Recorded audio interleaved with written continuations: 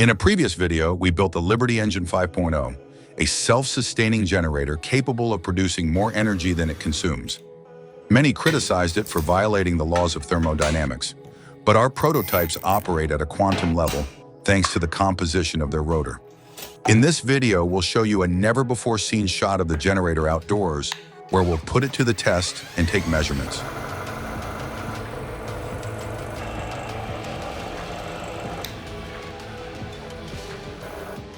Join us and we'll reveal the secrets behind this technology. We'll include links to the scientific literature in the description.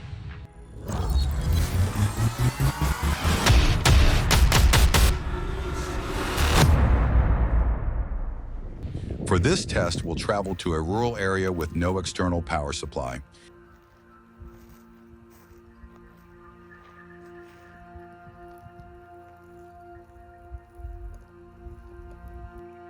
This prototype consists of a modified electric generator and an electric motor connected by a drive belt. To start our generator, we'll flip the two switches on the power outlets. Then, using a battery-powered drill, we'll give the system an initial push.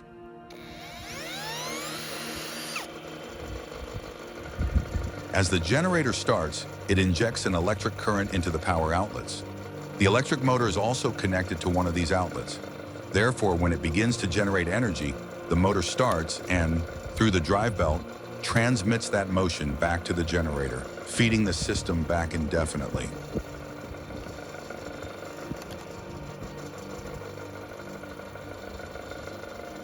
For decades, the scientific community has accepted as dogma that any closed electromechanical system must dissipate energy, limited by Lenz's law and ohmic losses.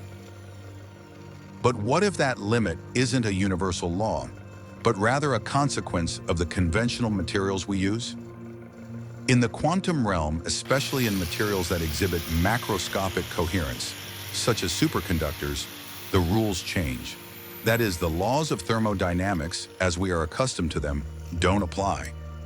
And this is where the material that makes up our generator's rotor comes into play. It's not a conventional metal piece. It's made with a high-temperature, topological quantum superconductor. Based on a rare earth-doped cuprate structure and layers of bilayer graphene twisted at a magic angle, 1.1 degree. In addition to the materials we already mentioned in a previous video, if you want to learn more about this type of quantum superconductor or the magic angle of graphene, you'll find scientific material in the description.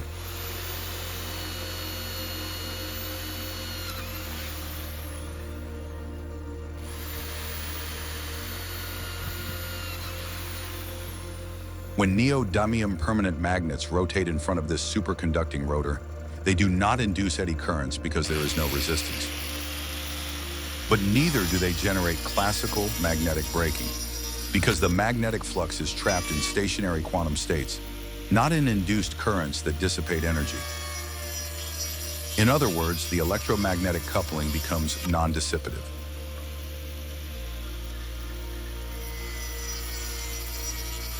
The generator continues to produce voltage thanks to the change in magnetic flux according to Faraday's law, but without any measurable resistive torque on the shaft. This does not violate the first law of thermodynamics because energy is not created. It is extracted from the quantum fluctuations of the electromagnetic vacuum, as predicted by quantum electrodynamics in coherent states outside of equilibrium.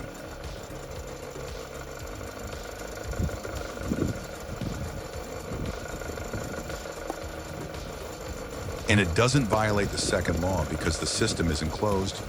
It's coupled to an open quantum reservoir, the zero-point field, which acts as a high-entropy energy heat bath from which we extract work through asymmetric quantum rectification.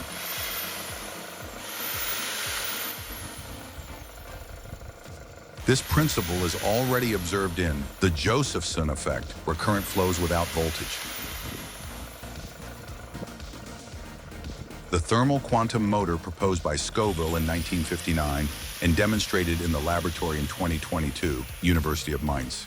Quantum pumping devices, which generate net current through parametric modulation of the potential without a voltage gradient. And all this is possible because, thanks to all these quantum phenomena, we aren't creating energy. We are coherently coupling the system with fluctuations in the electromagnetic quantum vacuum, taking advantage of the dynamically modulated Casimir effect, a phenomenon predicted by Schwinger in 1992 and indirectly observed in superconducting cavities in 2011, Chalmers University.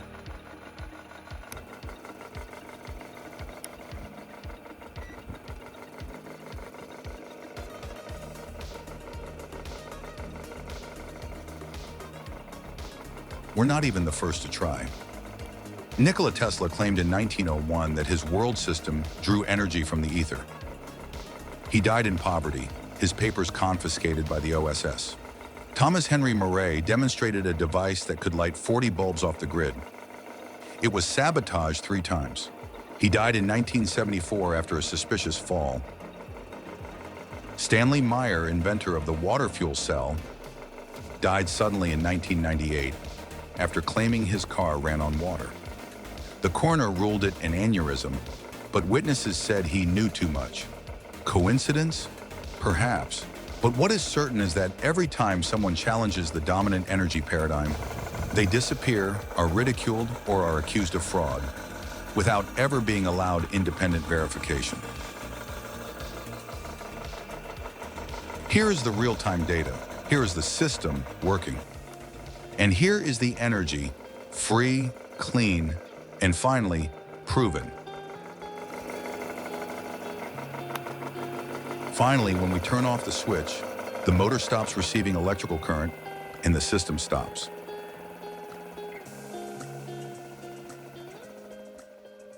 Remember that our prototypes, based on secret patents and trade secrets to which we gained access, are not for sale. We've detected people selling them on Facebook, Instagram, and YouTube. Do not buy anything, they are all fraudulents. Thanks for watching our videos. If you want to support our content, please like and subscribe. You can also become a member and enjoy many benefits. Share this video so more people can learn about these technologies that are prohibited to us. See you in the next video.